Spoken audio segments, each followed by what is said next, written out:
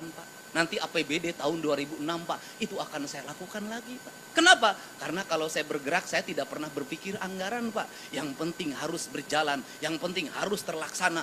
Duit mah nuturkeun, rezeki mah nuturkeun. Karena saya punya keyakinan, memimpin tidak harus selalu ada duit.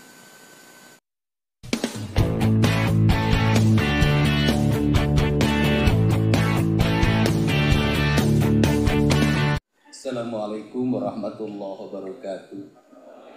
Sampurasun.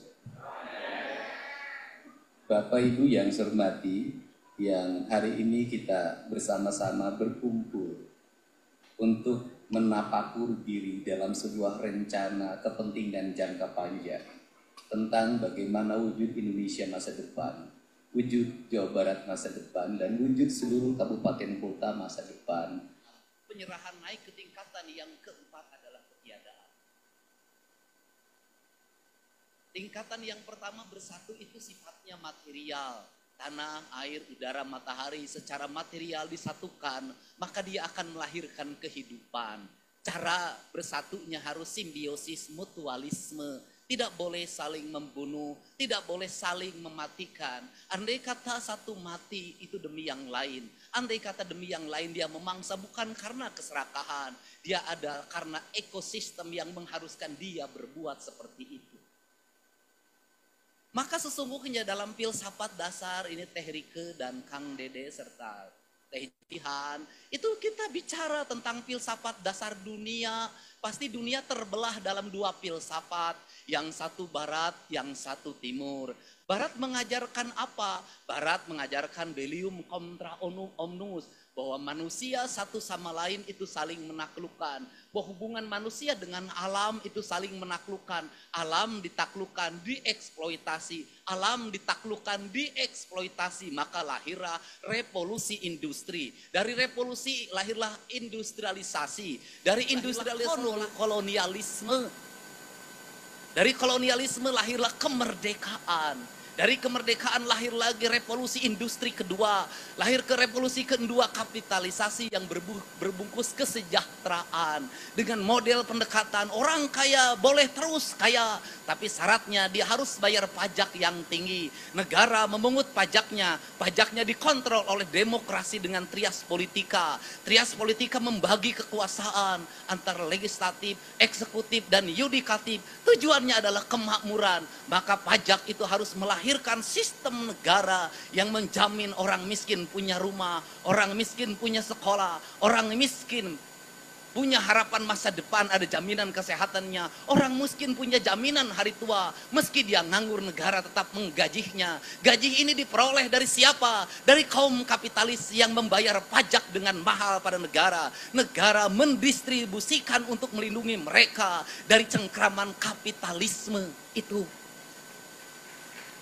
Apakah kapitalisme melahirkan kemakmuran? Melahirkan. Melahirkan keadilan? Melahirkan.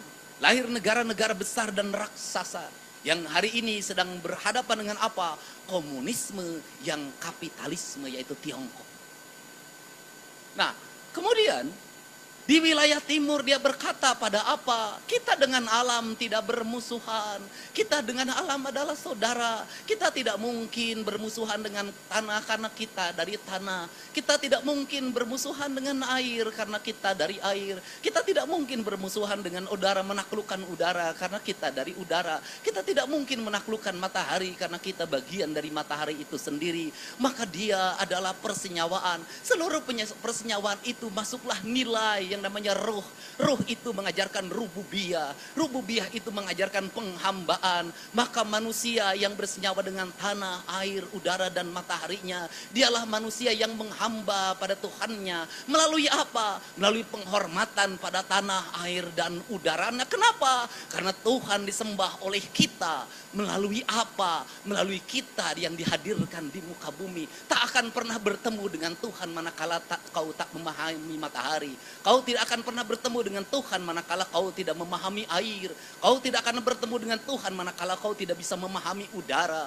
Kau tidak akan pernah bertemu dengan Tuhan manakala kau tidak bisa memahami tanah. Kenapa? Karena seluruh rangkaian peristiwa material itu, kata kaidah Islam, dia dalam setiap hari bertasbih pada Allah. Dia berkata la ilaha illallah, maka air la ilaha illallah, maka matahari la ilaha illallah, maka bulan la ilaha illallah, maka udara la ilaha illallah. Semuanya la ilaha illallah dalam tasbihnya, dalam bahasanya. Maka dalam riwayatnya ada nabi yang memahami bahasa ular, ada nabi yang memahami bahasa binatang. Itu sesungguhnya adalah kerangka pemahaman bahwa manusia yang menjadi penerus Nabi Muhammad SAW, sesungguhnya dia harus bisa memahami bahasa Nabi Sulaiman, harus bisa memahami penyerahannya Nabi Isa alaihissalam, harus bisa memahami kegagahan dalam menguasai teknologi Nabi Musa alaihissalam.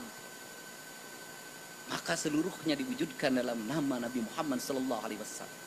Nah, seluruh kerangka itu dalam kaidah Sunda, mau timur, mau barat, mau kulon, mau wetan, mau tengah, itu sama Siliwangi. Ajarannya apa? Ajarannya sarendek, saigel, sabobot, sapihanean, kacai jadi salewi, kadarat jadi salogak, tara pagirang-girang tampian. Karena itu sarendek, saigel, maka dia ada kalimat 3, ada kalimat 1 yang direndeken, 2 yang diigelkeun, yang ketiga anu ngarendeken jeung nu ngigelkeun. Kemanunggalan itulah yang disebut insan kamil. Maka kaum insan kamil, kaum rawayan jati, kaum manusia Indonesia, dia tidak pernah sama sekali mengakui apa yang dia lakukan.